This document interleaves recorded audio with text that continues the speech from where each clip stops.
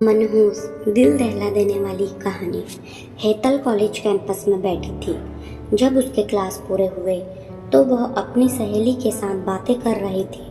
उसे रास्ते से जाते समय गायत्री दिखी। गायत्री को आवाज़ दी, गायत्री इधर आओ। हेतल की आवाज़ सुनते ही गायत्री हेतल के पास गई। दोनों बातें करने लगी। बातचीत के दौरान अचानक हेतल को याद आया कि उसने सुना है कि सुमन ने आत्महत्या कर ली। इस बारे में गायत्री से जानना चाहा। सुमन, हेतल और गायत्री दोनों की यह बचपन की सहेली थी। गायत्री और सुमन दोनों एक दूसरे के पड़ोसी थे। हेतल दूसरे गांव में रहती थी। भले ही सुमन की 3 बार शादी की गई, लेकिन उसने आत्महत्या क्यों की? ऐसा सवाल हेतल के मन में आया। दरअसल वह अपनी प्यारी सहेली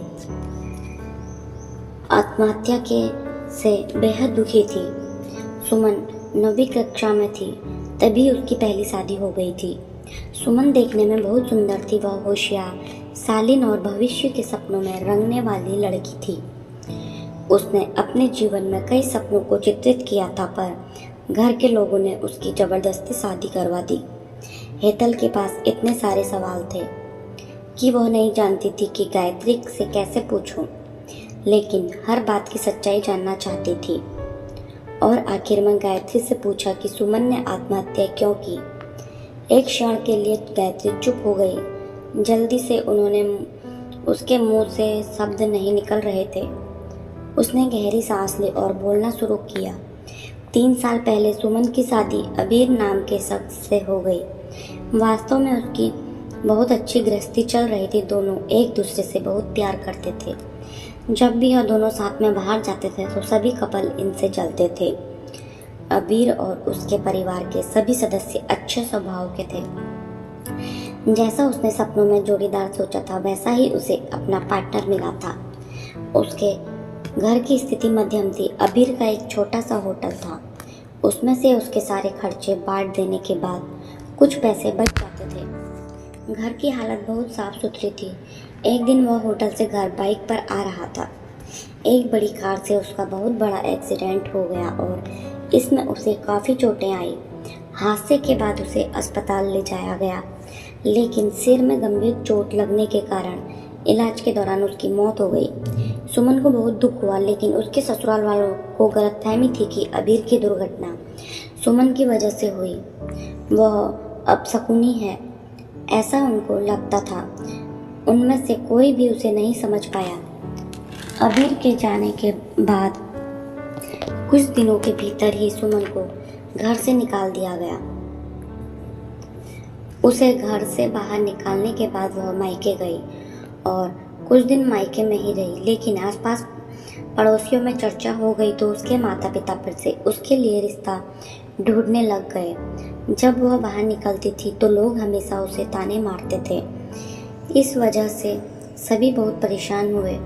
ऐसे में उन्होंने जल्दी में अमोल से शादी करवा दी। अमोल बहुत बुरा आदमी था। दारू पीता था, कुछ काम धंधा नहीं करता, चोरी करता, मारपीट करता। उसका रोजाना यही काम था। इस सब से सुमन को बहुत दुख होता था, पर वह कुछ नहीं कर सकती थी। एक रात को वह देर से घर नहीं आया और जल्दी में घर में कुछ ढूंढने लगा। सुमन ने उससे पूछा, पर उसने कुछ भी नहीं बोला। उसे जो चीज़ चाहिए थी वह उसे मिली नहीं। इस वजह से वह वहाँ से बाहर चला गया। सुमन रात भर उसकी राह देखती रही, पर वह आया ही नहीं। दूसरे दिन पुलिस को उसका मृतदेह रास्ते के किनारे पड़ा हुआ मिला। उसका चाकू से किसी ने खून किया था। यह खबर सुमन को पता चली तो उस पर दुख का पहाड़ टूट पड़ा। कुछ दिनों तक वह अपने ससुराल में रही, लेकिन बाद में ससुराल वालों ने उसे प्रताड़ित करना शुरू कर दिया। इस वजह से सुमन वापस मायके आ गई। घर आकर कुछ दिन ऐसे ही बीत गए। हर दिन आ रहा था और जा रहा था, लेकिन सुमन की स्थिति वही थी। उसकी तरफ देखा नहीं जा रहा था। उसका परिवार भी उसकी स्थिति को सहन नहीं कर सकता था, इसलिए उन्होंने उसकी वापस शादी करने का फैसला किया। उसके लिए रिश्ता ढूंढने लगे। उनके रिश्तेदारों में गौतम नाम का लड़का था। उसकी पहले से ही एक बार शादी हो चुकी थी और गौतम से सुमन की शादी करवा दी। सुमन बहुत खुश थी। शादी हुई और कुछ महीनों बाद उसे मालूम हुआ कि गौतम को कैंसर है, ब्लड कैंसर। इस बात का पता चलते ही उसके हंसते हुए चेहरे पर फिर से दुखी हो गया, लेकिन उसने हिम्मत से इन सब का सामना करने का फैसला किया। 5 महीने तक अपने पति की सेवा की, लेकिन आखिरकार 5 महीने बाद उसके पति की मौत हो गई। इस दुख से बहुत तंग आ चुकी थी। कुछ दिन बीत गए, लेकिन बाद में ससुराल वालों ने उसकी जिम्मेदारी लेने से इनकार कर दिया, उसे घर से निकाल दिया।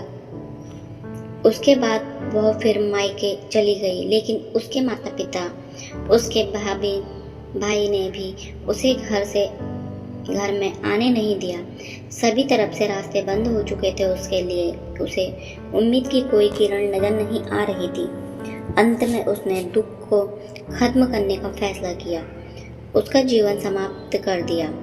सुमन की यह कहानी सुनकर हेतल की आंखें आंसुओं से भरकर बह रही थी। पूरा दिन वह सुमन के बारे में सोचती रही। क्या इन तीनों घटनाओं में बेचारी सुमन का कोई भी दोष था? क्या उसके माँ बाप को सिर्फ उसकी शादी कर उसे हर बार किसी के पास भेज देना सही था? वो उसे अपने पैरों पर खड़ा करने की कोशिश भी कर सकते थे। सच कहो तो हेतल की जान उसकी बदनसीबी ने नहीं, उसके परिवार की, उसके आसपास के लोगों की छोटी सोच ने ली है। वो बेचारी मनहूस नहीं, बदनसीब थी, क्योंकि उसके आसपास ऐसी सोच रखने वाले लोग थे।